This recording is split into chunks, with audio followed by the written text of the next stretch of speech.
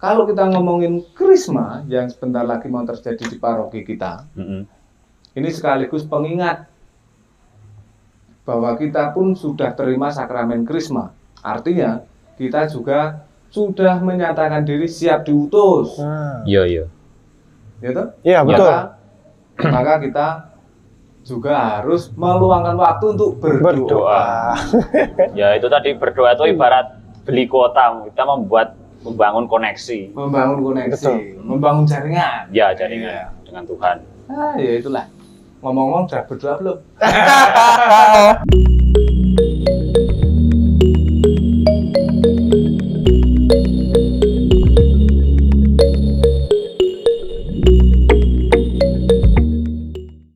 Gustaf, ini beneran apa isinya rengginang?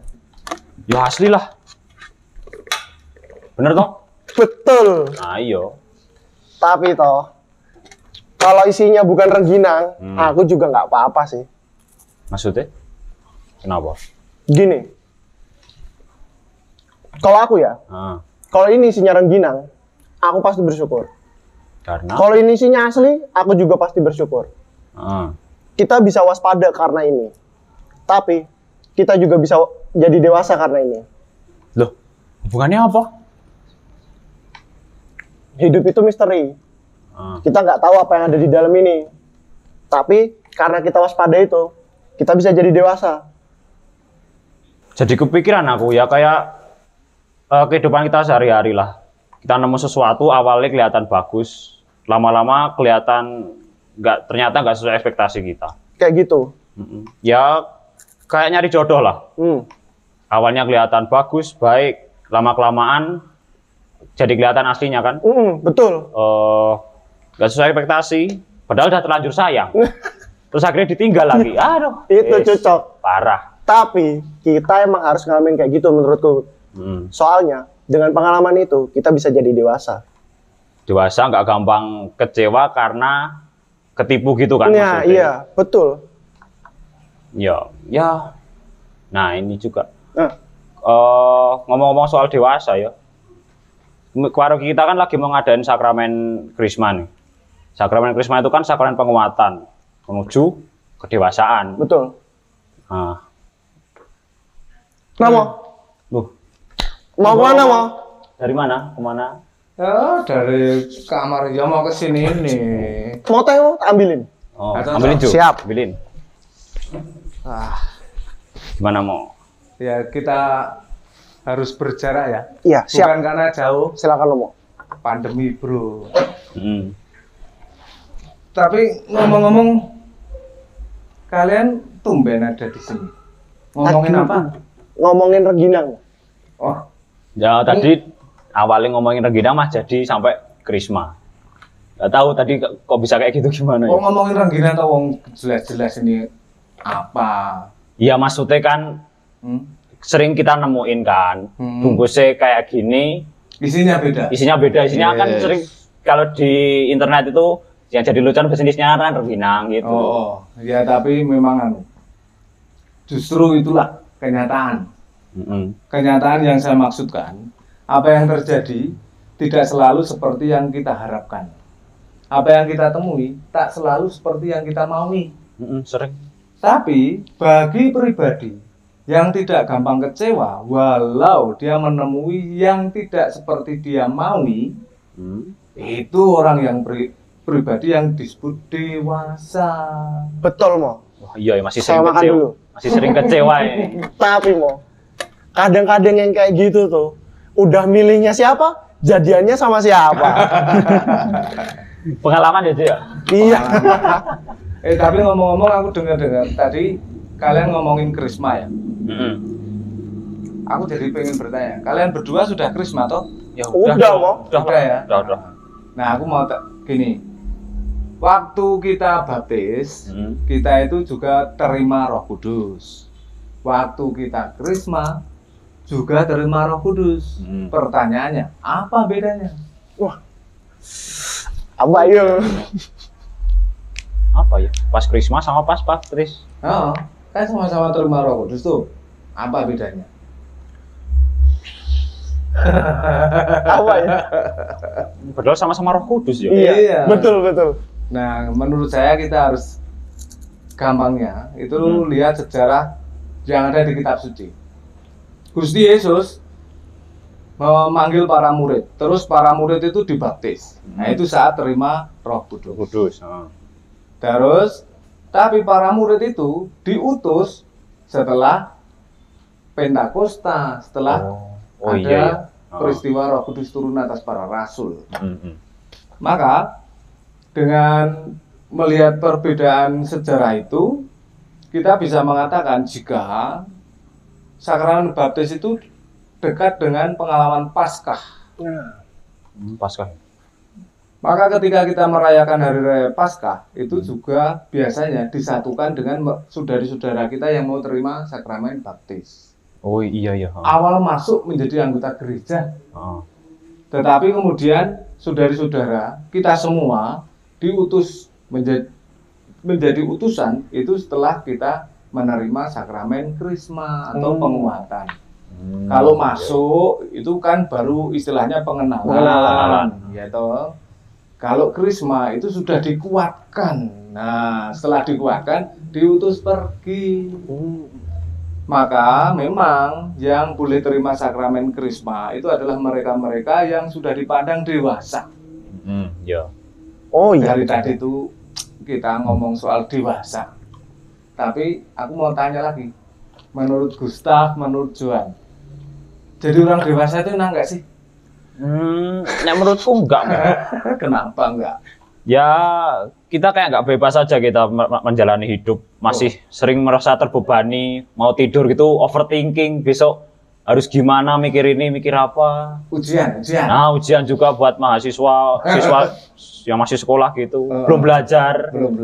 Terus ya, nek masih anak kecil gitu kan, sering kemana-mana, bebas. Mau minta apa-apa, tinggal minta orang tua. Nggak nangis, kasih. Nggak dikasih, tinggal nangis, terus akhirnya dikasih. Kan enak kayak gitu. Betul. Kalau kamu, Cil? Aduh, kalau saya sih Mo, jujur aja, saya lebih suka jadi dewasa, Mo. Oh, kenapa? Nah, kalau dewasa, saya bisa kemana aja, temennya banyak, saya mau ngapain aja, bebas. Iya, saya bisa dapat pengalaman baru, gitu-gitu, Mo. Nah, betul. Kalau kita sudah gede, ya toh, kita pergi kemana, boleh. Mau bikin apa, boleh. Kalau anak-anak mau pergi jauh, ditanya sama siapa? Iya. Keluar rumah sebentar, ditanya mau kemana? Nah, karena masih anak-anak. Iya, betul. Gitu. Kalau mau pergi jauh, mesti ikut, entah ikut ibu, entah ikut bapak, atau ditemani kakak, dan seterusnya. Tapi sebagai anak-anak, kita betul, kata Gustaf, kita bebas. Pergi kemana-mana tanpa celana, bebas. Anak-anak, coba kamu. Sekarang nggak mungkin. Nggak mungkin. Isin lah, malu. Iya. Tapi di satu sisi, karena sudah menjadi dewasa, boleh kemana-mana, dipercaya bisa, tapi juga dituntut tanggung jawab.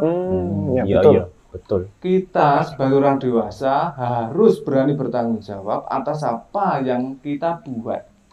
Gitu.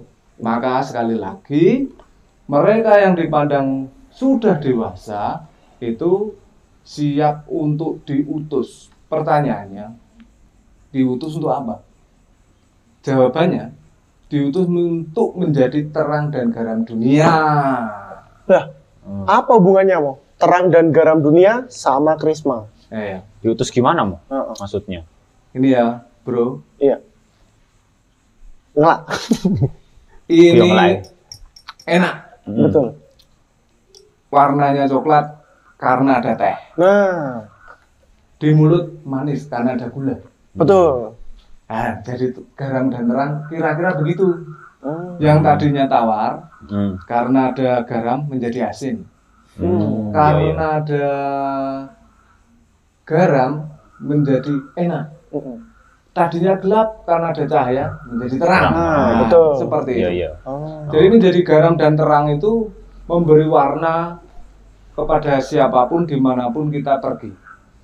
Warna dan suasana seperti apa? Kalau menurut kitab suci kita, saripatinya satu perkara.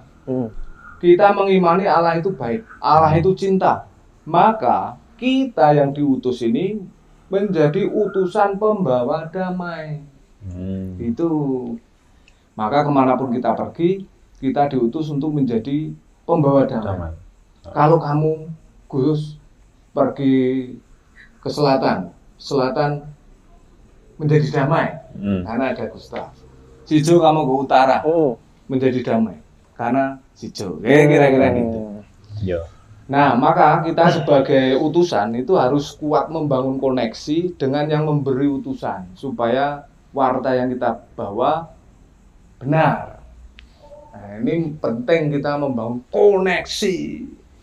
Koneksi udah kayak jaringan internet aja ya? Iya. Iya. Kalau zaman sekarang, nggak ada kuota, nggak bisa buat bikin koneksi sama teman-teman. Iya, betul. Apalagi masa pandemi sekarang kan bisanya ketemu lewat online, harus ada koneksi. Betul. Bayar lagi. Iya. Ya itu.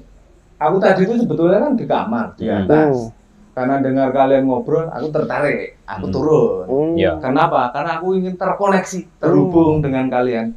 Karena hidup itu adalah berbagi. Tidak mungkin dong saya berbagi dengan diri saya sendiri. Saya pasti senang berbagi dengan orang lain. Sama seperti ini. Saya datang karena ingin berbagi dengan si Jo, dengan si Gustaf dengan si Jo. Seperti itu. Iya. Tapi memang saya setuju karena pandemi lalu segala sesuatu terbatasi. Yang tadinya kita biasa kumpul-kumpul tidak boleh. Yang tadinya kita berdekatan harus berjauhan. Dan sekarang memang kata Gustaf saya setuju. Harus ada internet. Iya, makanya. Jadi terbatas ya, Mo? Serba terbatas. Dan ini semua butuh modal dalam artian rupiah. Nah, yang saya maksud koneksi dengan yang di atas yang menciptakan sing gawe urip dalam bahasa Jawa. Tidak butuh biaya. Tapi tetap butuh upaya. Apa? Meluangkan waktu untuk berdoa. Doanya apa? Terserah. Sijo suka doa Salam Maria, boleh. Mau Salam Maria yang seperti apa? Novena 3 kali Salam Maria, boleh. Rosario mau? Boleh. Si Gustaf suka doa apa? Doa apa ya? Saya suka. Jarang doa ya kayak gini. Gimana? Doa sama keluarga? Kamu pernah nggak? Nah, itu. Pernah sih, pernah. Sangat beruntung. Saya setuju kata Sijo. Kita sangat beruntung jika punya keluarga yang punya kebiasaan berdoa. Iya. Mau berdoa bersama pagi hari atau mau berdoa bersama malam hari, itu sangat menguntungkan. Karena kan kalau kita mau membangun komitmen, saya mau berdoa setiap malam. Kalau lupa, nggak ada yang ngingetin. Iya. Betul. Suka kelewatan. Keluarganya dari awal keluarga komitmen pasti saling mengingatkan ya. Saling mengingatkan. Kita pergi lurus. Aduh, pulang dulu karena mau berdoa. Ngeri banget. Tapi ya itu, tantangannya memang itu. Apalagi di zaman seperti kita saat ini, kita gampang mengatakan sibuk. Sibuk inilah, sibuk itulah. Kata kamu itu tadi ujian, sibuk kuliah. Sijo, sibuk apa? Sibuk bikin tugas. Yang bekerja, sibuk bekerja. Lelah dan lain sebagainya. Sampai lalu berdoa nggak sempat, jadi malas juga bisa mau, jadi malas, kecapean. Nah, kalau kita sebagai utusan malas membangun koneksi dalam doa, ya pesan kita bisa satu, bisa salah, yang kedua kita bisa habis tenaganya. Karena kalau kita terhubung, kita kayak ngecas. HP itu kan ini, HP ini kan juga harus nyolok. Betul. Biar dapat baterai lagi. Ya gitulah.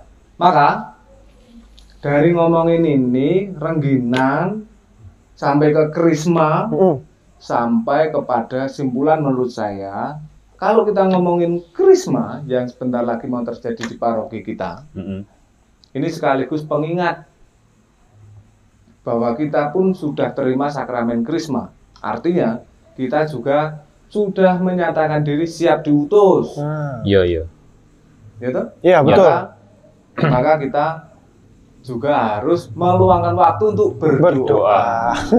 Ya itu tadi, berdoa itu ibarat beli kuota. Kita membangun koneksi. Membangun koneksi, membangun jaringan. Ya, jaringan dengan Tuhan. Ya itulah. Ngomong-ngomong udah berdoa belum? Ya semoga nanti nggak lupa ya Mo ya. Ya udah gitu dulu. Siap. Ya. Ayo sembayang berdoa. Terima kasih banyak Terima kasih, Romo. Mo. Dari Rengginang kita belajar banyak. Iya. Sampai Krismas, sampai doa. Dan jangan lupa kita juga perlu saling mengingatkan. Ya. Saya juga sok lupa. Iya. Mari ya. Siap. Dulu. Terima kasih Ya, Romo. makasih, Mo. Selamat melanjutkan obrolan. Siap. Selamat melanjutkan aktivitas.